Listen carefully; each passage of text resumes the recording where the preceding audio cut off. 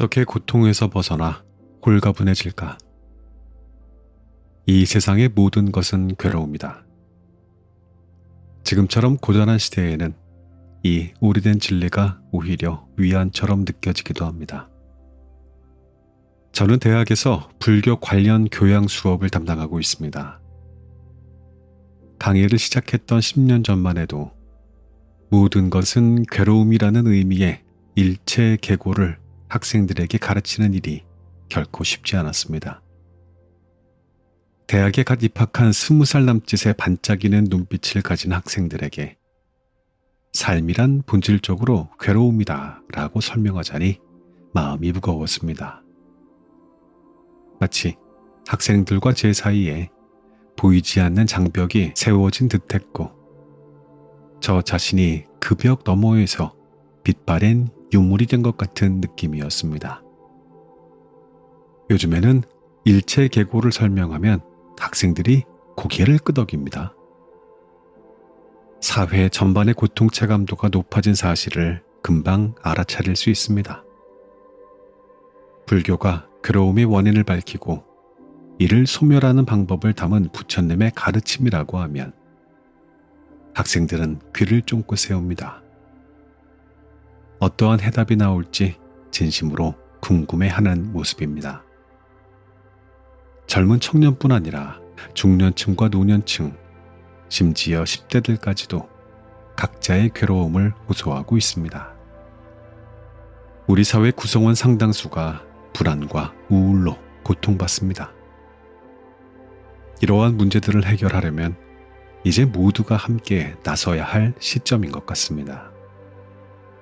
우리는 어려움에 처한 이들에게 흔히 마음을 바꿔라 라고 말합니다.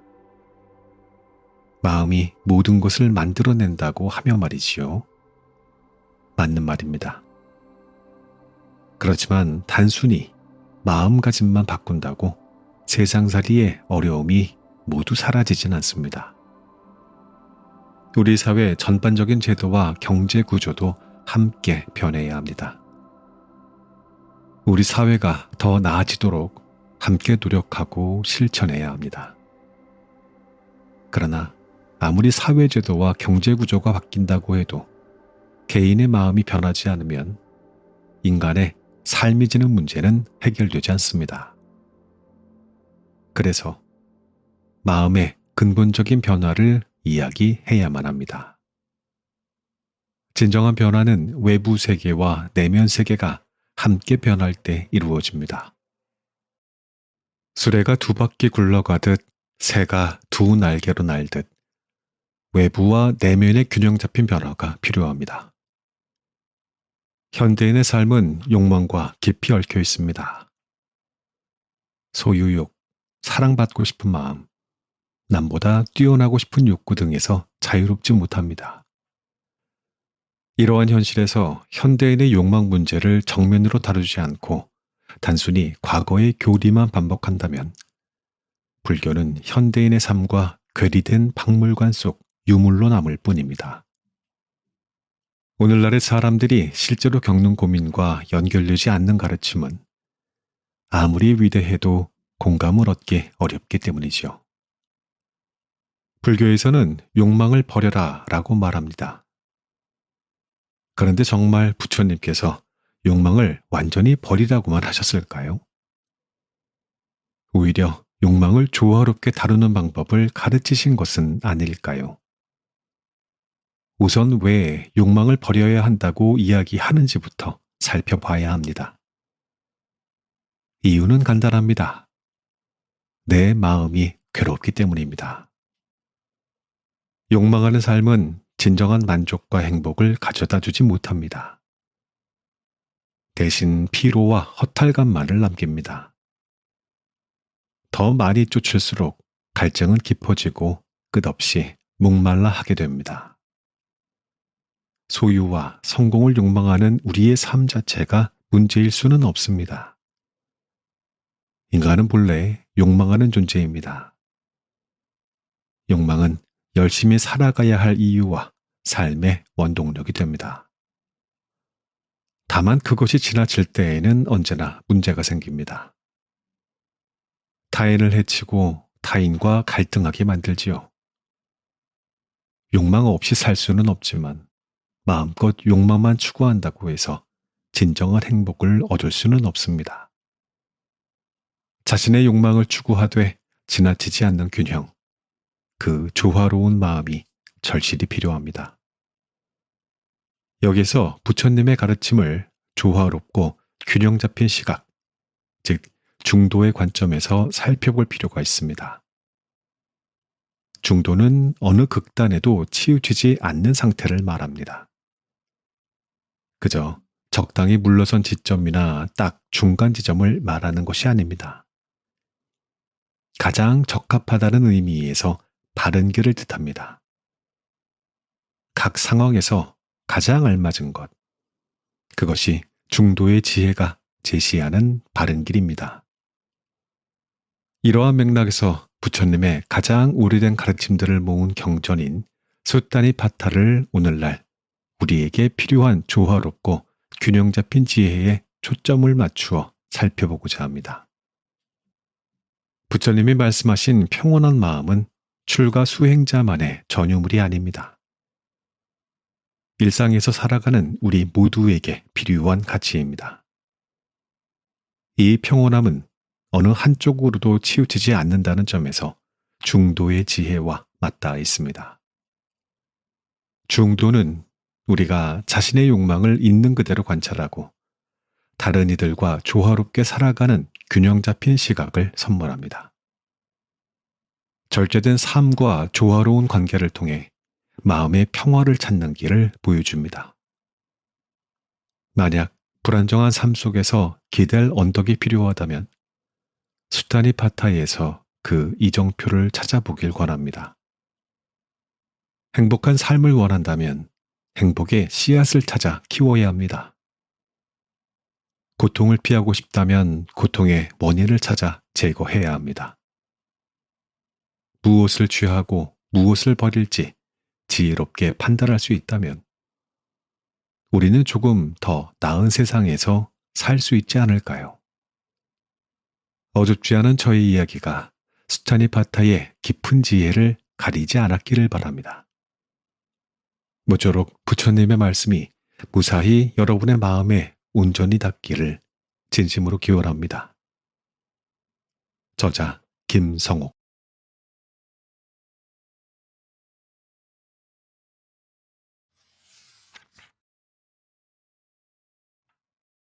차라리 혼자서 가라.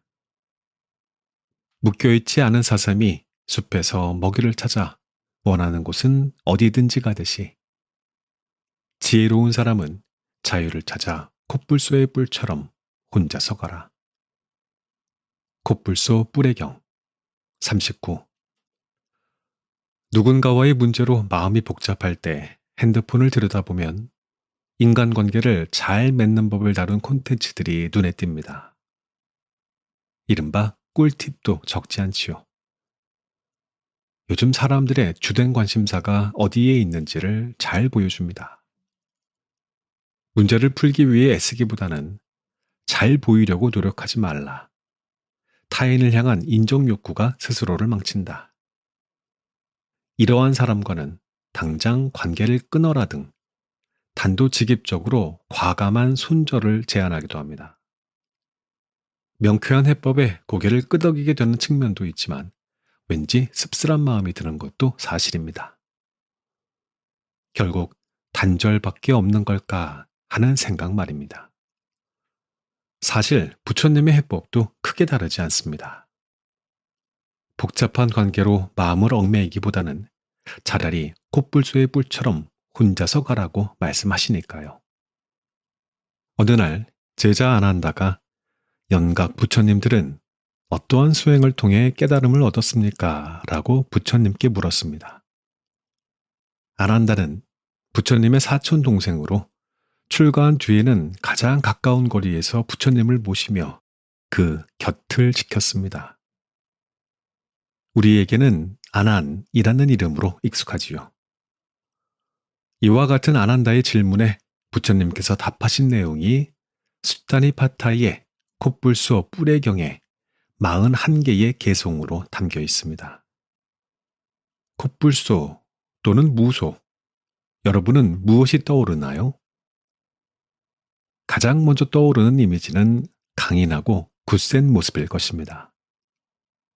큰 몸집에 단단한 피부는 마치 갑옷을 두른 듯하지요. 하지만 사나운 동물은 아닙니다. 초원의 풀과 나뭇잎을 먹는 초식 동물입니다. 번식기에는 짝을 이루어 새끼를 낳고 무리지어 다니지만 이후에는 홀로 숲속을 유유히 거닐며 고요하게 지낸다고 합니다. 고대 인도에서는 수행자들이 저마다 고요한 곳을 찾아 유행하곤 했습니다. 가능한 한 마을에서 멀리 떨어진 장소가 바람직했지요. 그들의 수행처를 아란야라고 부릅니다. 주로 나무 아래, 산속 동굴, 묘지처럼 세속의 소란에 방해받지 않는 한적한 곳이 그들의 수행처였습니다. 두 번째 이미지는 콧불소의 생김새를 자세히 살펴보아야 알 수 있습니다. 인도의 콧불소는 뿔이 하나만 달려 있다고 합니다. 말하자면 유니콘과 같은 모습이지요. 그러므로 콧불소의 뿔처럼이라는 표현은 콧불소의 뿔이 하나이듯 혼자서 가라는 의미로 보시면 정확합니다. 만약 뿔이 두 개라면 어땠을까요? 경전에서는 금세공사가 만든 황금 팔찌 두 개가 서로 부딪혀 쨍그랑 소리를 내는 것에 비유합니다. 두 사람이 함께 있으면 아무리 좋은 사이라도 충돌이 생기기 마련이지요. 옳고 그름을 따지며 말다툼을 하게 되고 여러 사람이 모이면 그만큼 더 요란해질 수밖에 없습니다. 그래서 부처님은 세상에 부딪힘을 떠나 오롯이 홀로 걷는 길을 권하신 것입니다. 제가자의 특성들을 버리고 잎이 떨어진 파리차타 나무처럼 출가하여 가사를 입고 콧불소의 뿔처럼 혼자서 가라 라고 말하는 대목도 있는 것으로 보아 이 구절은 출가 수행자에게 하신 말씀으로 보는 것이 맞습니다. 자발적으로 은둔의 삶을 선택한 자들이 누리는 홀로됨의 자유이자 독립의 선언이라고 할 수 있습니다. 깨달음을 얻고자 집을 떠난 이들이라면 세속의 온갖 속박에서 벗어나야 할 것입니다. 마치 물속의 물고기가 그물을 찢고 빠져 나오는 것처럼 말입니다. 외로움이 아닌 고요함을 선택하라. 세속의 인연을 끊는 일은 결코 쉽지 않습니다. 삭발하고 수행자의 옷을 입었다고 해도 집에 두고 온 아내와 자식을 향한 그리움은 여전히 마음을 괴롭혔을 것입니다. 그 마음을 알아차린 것처럼 부처님은 다독이듯 말씀하십니다. 자식과 아내에 대한 기대는 넓게 가지를 뻗은 대나무가 얽힌 것과 같다. 대나무 순이 둘러붙지 않듯이 콧불소의 뿔처럼 혼자서 가라. 부모와 자식, 부부간의 그리움은 마치 얽히고 설킨 대나무 뿌리처럼 쉽게 끊어낼 수 없습니다. 그러나 출가 수행자라면 세속의 인연에 얽매이지 않아야 합니다. 대나무 순이 서로 의지하지 않고 각기 자라나듯 곧고 단단한 마음으로 오롯이 수행에 정진해야만 합니다. 그 길에서 부처님은 이렇게도 말씀하십니다. 만약 확고하고 선한 삶을 사는 지혜로운 친구를 얻는다면 모든 위험을 극복하고 기쁘게 깨어있는 마음으로 그와 함께 가라. 콧불소의 뿔의경 41개의 개송 가운데 유일하게 그와 함께 가라는 말이 등장하는 대목입니다. 지혜로운 친구나 스승과 함께 걷는 길은 든든하고 두려울 것이 없습니다. 문제는 우리가 함께하는 사람들이 대개 그렇지 않다는 데에 있습니다. 견해 차이로 다툼이 일어나기 쉽고 옳고 그름을 따지며 시비가 끊이지 않습니다. 그러니 부처님은 말씀하신 것입니다. 그러한 지혜로운 벗을 얻지 못한다면 차라리 콧불소의 뿔처럼 혼자서 가는 것이 낫다고 말이지요. 콧불소의 뿔처럼 혼자서 가라. 이 구절의 의미가 모든 속박을 끊어낸 자의 자유와 독립의 선언이라는 점 잘 이해하셨습니까? 세속의 번잡함을 떠나 홀로 머물라는 권유입니다. 최근 우리의 일상 속에서도 나만의 삶을 선택하려는 경향이 뚜렷해지고 있습니다. 나 홀로 산다, 독고다이 같은 말들이 유행하는 것을 보면 혼자만의 방식으로 살아가려는 사람들이 점점 늘어나고 있음을 알 수 있습니다. 이는 세상의 번잡함에서 벗어나 자신의 삶을 지키며 독립적으로 살고자 하는 의지의 표현이기도 합니다. 그러나 이러한 선택에는 우려되는 점도 많습니다. 타인과 함께하면서 배울 수 있는 많은 것들을 놓칠 수 있기 때문이지요. 소통과 협력의 감각을 잃어버릴 위험도 있습니다. 무엇보다 관계의 단절로 인해 사회적인 고립감과 외로움에 시달릴 수 있습니다. 실존적인 외로움은 인간 누구에게나 존재하지만 그것이 외부와의 단절로 이어지는 고립이 되어서는 곤란합니다. 이 점에서 고독과 고립은 분명히 다릅니다. 자발적으로 은둔을 택한 수행자들은 고독했지만 고립되지는 않았습니다. 그들의 마음은 평온했습니다. 고독 속에서도 외로움이나 단절감에 시달리지 않았습니다. 그들은 홀로 있는 자유와 내면의 독립을 누리는 긍정적인 고독의 상태에 머물렀습니다. 요즘에 혼자 사는 삶이 자유롭고 독립적인 삶에 대한 자발적 선택이라면 괜찮습니다. 하지만 그것이 관계의 괴로움을 피하려는 회피이거나 원치 않게 고립과 단절을 강요당한 결과라면 걱정스럽습니다. 인간은 본래 사회적 존재이기 때문입니다. 아무리 혼자 살아도 마음 깊은 곳엔 타인과 원만한 관계를 맺고자 하는 바람이 남아있기 마련입니다. 부처님도 지혜로운 벗이나 스승을 만나거든 그와 함께 가라고 말씀하셨습니다. 비록 콧불소 뿔의경 전체에서 단 한 번만 등장하는 구절이지만 그 의미는 결코 작지 않습니다. 대부분의 경우 그러한 벗을 만나기 어렵기 때문에 차라리 콧불소의 뿔처럼 혼자서 가라라고 하신 것이겠지요. 홀로 있다고 해서 반드시 외로운 것도 아니고 여럿이 어울린다고 해서 외롭지 않은 것도 아닙니다. 중요한 것은 홀로 있든 함께 있든 평온한 마음을 지킬 수 있는가입니다. 수행자의 마음은 외로움이나 단절감에 흔들리지 않습니다. 자신의 삶을 스스로 이끄는 자유로움 속에는 언제나 평온이 함께해야 합니다.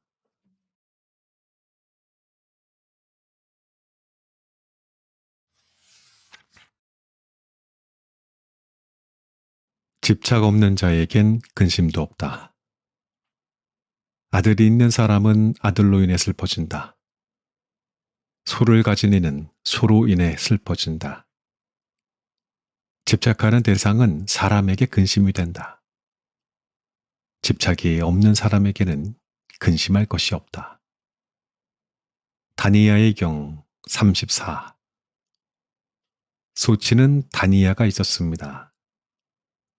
부처님이 사바티에 계실 때 다니아는 마히 강변에서 살고 있었습니다. 그는 많은 암소와 황소를 가지고 있었고 아내와 7명의 아들, 7명의 딸, 그리고 수많은 하인을 거느리고 있었습니다. 평소에는 풀과 물을 구할 수 있는 하천가에 살았지만 우기에는 우사와 거처를 마련하여 언덕 위로 올라가 지냈습니다. 아내는 온순하고 자식들은 모두 건강했으며 소와 송아지도 풍족했으니 남부럽지 않은 삶이었습니다. 이 정도면 자신이 얼마나 행복한 사람인지 자랑할 만했지요. 다니아는 밥도 지어 놓았고 우유도 짜 놓았으며 지붕을 잘 이은 움막도 있고 불 지필 땔감도 쌓여 있으니 비가 올 테면 내려라 라며 큰 소리를 칩니다. 그러자 부처님이 대답합니다.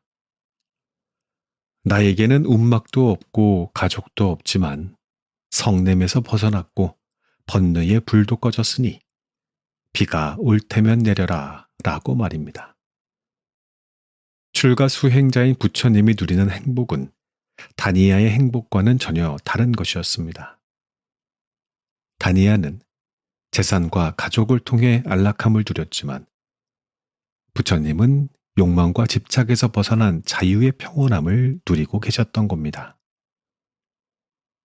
다니아가 자신의 행복을 자랑하던 바로 그 방식으로 부처님은 더 깊은 행복을 말씀하신 것이지요. 이때 악마 파피만이 나타나 다니아를 거둡니다. 아들이 있는 사람은 아들로 인해 기뻐합니다. 소를 가진 이는 소로 인해 기뻐합니다. 자식도 없고 소도 없는 부처님이 그로 인해 얻는 기쁨을 알리 있냐는 뜻이지요. 그러자 부처님이 다시 대답합니다. 아들이 있는 사람은 아들로 인해 슬퍼한다. 소를 가진 이는 소로 인해 슬퍼한다.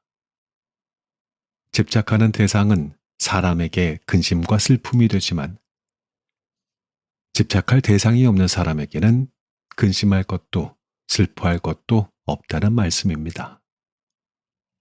부처님께서는 황소처럼 모든 속박을 끊고 코끼리처럼 악취나는 덩굴을 끊어 다시는 모태에 들지 않게 되었다고 선언하십니다. 당신의 길은 태어남과 죽음의 괴로움을 더 이상 겪지 않는 길이며 그것이야말로 가장 큰 행복임을 알려주신 것입니다. 이러한 말씀 앞에서 다니아와 부처님의 행복 배틀은 부처님의 승리로 끝이 난 듯합니다. 나고 죽는 괴로움이 없는 평온보다 더 큰 행복이 어디 있겠습니까? 다니아는 이 말씀을 듣고 곧장 부처님께 귀의했다고 전해집니다. 사랑하기 때문에 얽매인다. 아이를 낳고 기르는 일은 제가자의 삶에서 행복한 가운데 하나입니다. 다니아가 소를 많이 가진 것처럼 경제적으로 여유로운 삶을 살 수 있다면 그것만으로도 더없이 풍요로운 행복한 인생일 것입니다. 그러나 부처님께서는 그 모든 것을 버린 자로서 출가자가 누리는 최고의 기쁨과 행복을 말하고 있습니다. 출가란 말 그대로 집을 나가는 것을 뜻합니다. 우리가 보통 집을 나가는 건 가출이라고 부르지요. 편안한 집을 떠나 낯선 곳으로 나아간다는 것은 험하고 혹독한 생활을 감수해야 한다는 뜻이기도 합니다. 배고픔을 참아야 하고 일정한 거처도 없이 나무 아래나 동굴에서 자야 합니다. 더위나 추위를 견뎌야 하고 쇠파리나 모기는 물론 뱀이나 사자 같은 맹수도 피해야 합니다. 집은 우리를 보호해주는 안식처입니다. 아내와 자식이 있어 더없이 안온한 공간이지요. 하지만 동시에 우리를 속박하는 굴레이기도 합니다. 좋게 말하면 알뜰한 구속이라 할 수 있겠습니다.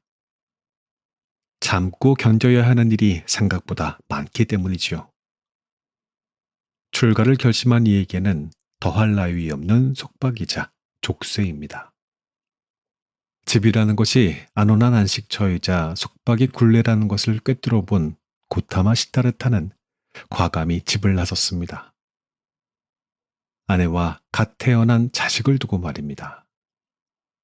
카필라 왕국의 왕위도 내려놓았습니다. 사랑의 기쁨, 권력의 향유가 주는 행복은 그가 추구하던 진정한 행복이 아니었기 때문입니다. 그가 바라던 행복은 태어남과 죽음이라는 괴로움을 다시 겪지 않아도 될 완전한 행복에 있었습니다. 그렇다고 해서 출가자의 길이 제가자에게 그대로 적용되는 것은 아닙니다. 부처님은 제가자의 삶은 얽매임이고 먼지가 쌓이는 곳이라고 말씀하시고 궁궐을 떠났습니다. 제자들이 떠나온 집을 그리워할 때에는 사랑하기 때문에 슬픔이 생기고 사랑하기 때문에 두려움이 생긴다. 사랑에서 벗어난 자에게는 슬픔이 없는데 어찌 두려움이 있겠는가라며 올바른 수행자의 길을 말씀하셨습니다. 슬픔과 두려움의 근원이 사랑이라는 이 말씀을 세속에 사는 제가자에게 똑같이 적용하기는 어렵습니다. 부처님께서도 출가자와 제가자가 사는 것은 같지 않다라고 인정하셨습니다. 제가자는 어머니와 아버지를 돌봐야 하고 아내와 자녀들을 보살펴야 합니다. 지붕이 있는 집에 살며 가족들을 건사해야 하고 먹고 살기 위해 농사도 짓고 가족도 길러야 합니다. 돈을 벌어야 하니 온갖 것이 걱정됩니다.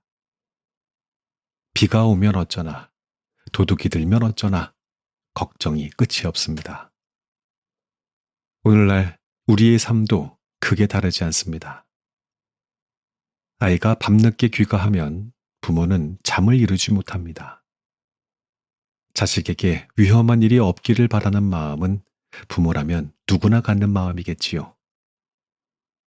쓸데없는 걱정이라는 걸 알면서도 뉴스에 사건 사고라도 벌어진 듯 불안한 마음이 몰려듭니다. 요즘은 아이를 어학연수나 유학을 보내는 집도 많습니다. 엄마들의 이야기를 들어보면 아이가 무사하다는 연락을 보내오기 전까지는 잠을 잘 수 없다고 합니다. 낮과 밤이 서로 달라 새벽에야 연락이 닿는 날도 많다 보니 새벽잠을 설치기 일쑤지요. 사랑하기에 그 존재가 너무 소중하기에 근심과 걱정이 따라붙습니다. 요즘 사람들은 주식 투자에도 관심이 많습니다. 인간은 본래 근심과 걱정을 안고 사는 존재인데 하루에도 수십 번 살까 팔까를 고민하는 투자자의 근심은 이루 말할 수가 없습니다. 주가가 오를 때에는 더 오르겠지 싶어 욕심을 부리다가 타이밍을 놓치고 떨어질 때에는 손실이 두려워 미처 손을 털지 못합니다.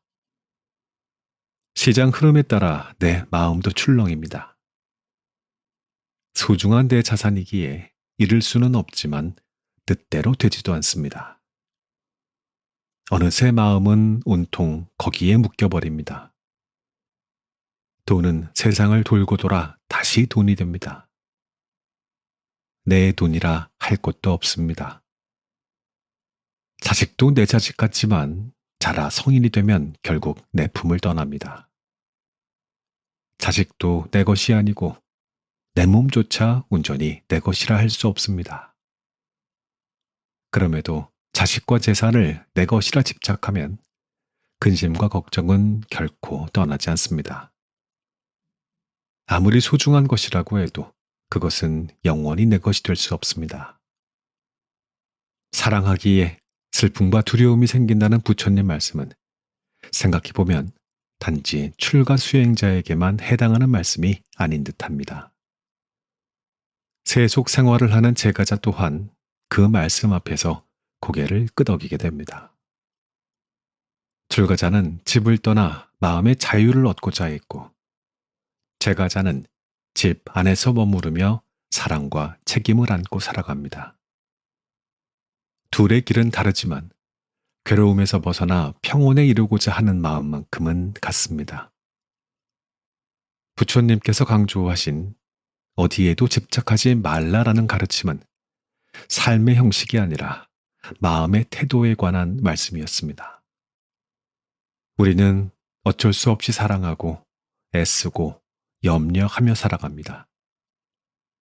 하지만 그 모든 소중함조차 나의 것이 아님을 받아들이는 순간 삶은 조금 가벼워지고 마음은 한층 평온해질 수 있습니다.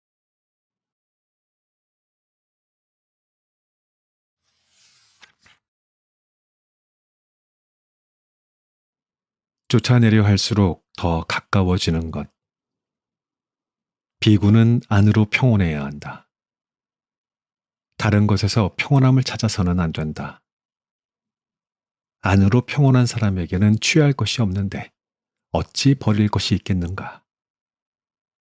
서두름의 경 919. 우리는 불안의 고통에서 벗어나기를 원합니다.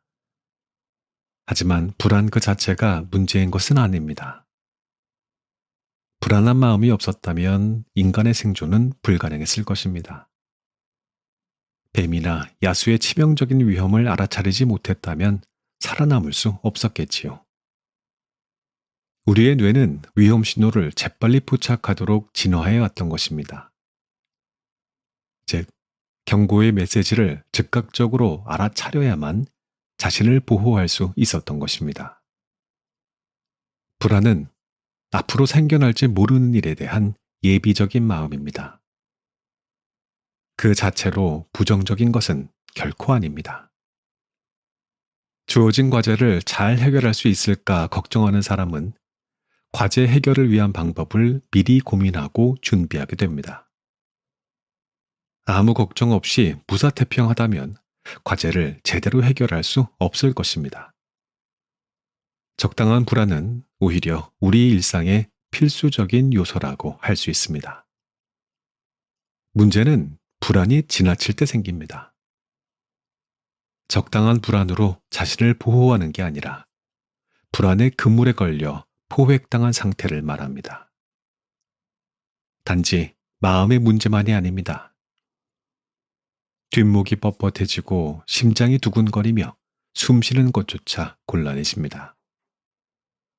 이러한 신체적인 증상들은 실제로 우리 뇌에서 세로토닌, 노르에피네프린 등 신경 전달 물질이 과하게 분비되기 때문이라고 합니다. 즉, 신경 전달 물질의 균형이 깨져버린 것입니다. 인터넷 검색창에는 자신의 상태가 불안이나 우울의 증세를 겪고 있는 것이 아닌지 묻는 질문들이 수두룩합니다. 이에 답변으로 자신의 상태를 정확히 받아들이고 불안의 원인을 파악하며 편안함을 방해하는 요소들을 하나씩 버리라는 조언이 주어집니다. 생활 습관을 바꿔보라. 운동이나 명상을 해봐라. 긍정적인 마음을 가져보라 라는 등의 다양한 제안을 만날 수 있습니다. 모두 맞는 말입니다. 사실 그러한 방법 외에 다른 뾰족한 수단이 없어 보이기도 합니다. 그런데 너무나 맞는 말이다 보니 때로는 공허하고 무의미하게 들릴 수 있습니다. 당장 이 불안한 마음에서 벗어나고 싶다는 절박함 앞에서 이러지도 저러지도 못한 채 안절부절 못하게 됩니다. 그 마음부터 내놓아라. 중국의 해가 스님도 그랬던 모양입니다. 중국 낙양 출신으로 본래 이름은 신광이었습니다. 유교와 도교의 이치에 통달한 학식 있는 인물이었고 불교 경전을 접한 뒤 큰 뜻을 품고 출가했지만 그의 마음은 여전히 편치 않았습니다. 그러던 중 달마 스님의 소식을 듣고 한 걸음에 달려가 가르침을 청합니다.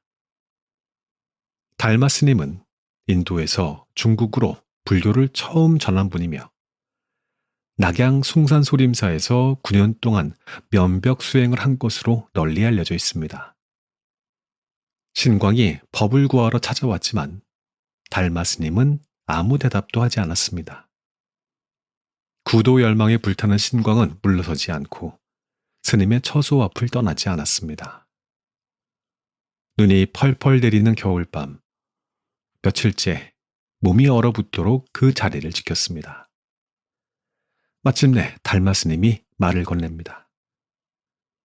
그대는 눈 속에서 무엇을 구하고자 하는가? 원하옵건대 감로의 문을 열어 어리석은 중생을 제도해 주소서. 어찌 작은 공덕으로 참다운 법을 바랐는가? 이 말을 듣고 신광은 칼을 꺼내 자신의 왼팔을 자른 뒤 그것을 스님 앞에 내밀었습니다. 그 자리에서 자신의 결기를 보인 것입니다. 이른바 해가 단비로 불리는 이 일화의 주인공, 신광은 훗날 선종의 제2조사가 됩니다. 그러한 그가 하루는 달마 스님에게 간절히 묻습니다. 마음이 불안합니다. 부디 제 마음을 편안하게 해주십시오. 그 마음을 내놓아라. 너를 위해 편안하게 해주리라. 스님, 아무리 찾아도 그것을 찾을 수가 없습니다. 내 너를 위해 너의 마음을 이미 편안하게 하였도다. 그제야 해가 스님은 불안한 마음이라는 것이 애초에 실체가 없는 것임을 깨닫게 됩니다. 이것이 바로 달마대사의 안심 법문입니다. 불안은 어디에도 없었습니다. 그런데 우리는 왜 그토록 괴로워하고 고통받을까요? 불안한 심리는 마음이 빚어낸 하나의 현상일 뿐입니다. 보이지 않는 위험을 알아차리라는 일종의 신호입니다. 불안은 그렇게 마음속에 생겨났다가 사라집니다. 마치 파도 위에 물거품과도 같습니다. 하지만 막상 불안의 기색이 다가오면 우리는 그 소용돌이에 휩쓸린 듯 꼼짝 못하게 됩니다. 불안이 나를 엄습했고 몸과 마음을 잠식했다고 느낍니다. 그럴 때에는 내가 지금 불안하구나 하고 알아차리는 것이 좋습니다.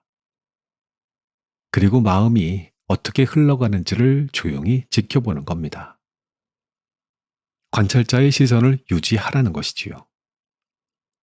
불안은 나의 의지가 아니지만 그로 인해 괴로움은 내 선택일 수 있습니다. 불안한 마음을 붙잡고 놓지 않는 것은 결국 나 자신이기 때문입니다. 불안의 정체를 아는 것이 중요합니다. 내 불안을 설명할 수 있는 이유들을 떠올려 보십시오. 누구 때문인지, 어떤 일 때문인지 여러 가지가 떠오르겠지만 결국은 내 생각이 만들어낸 것들입니다. 마음속 불안을 꺼내 보십시오. 대부분은 아직 일어나지 않은 일을 앞서 걱정해서 생겨난 것들입니다. 실체가 있을 리 없습니다. 어쩌면 불안을 쫓아내려는 그 마음부터 내려놓아야 할지도 모릅니다. 불안의 신호를 알아차리고 그것을 다루는 자신만의 방법을 찾는 것이 중요합니다. 그 가운데 불안은 실체가 없다라는 깨달음은 불안을 다스리는 첫걸음이 될 수 있습니다.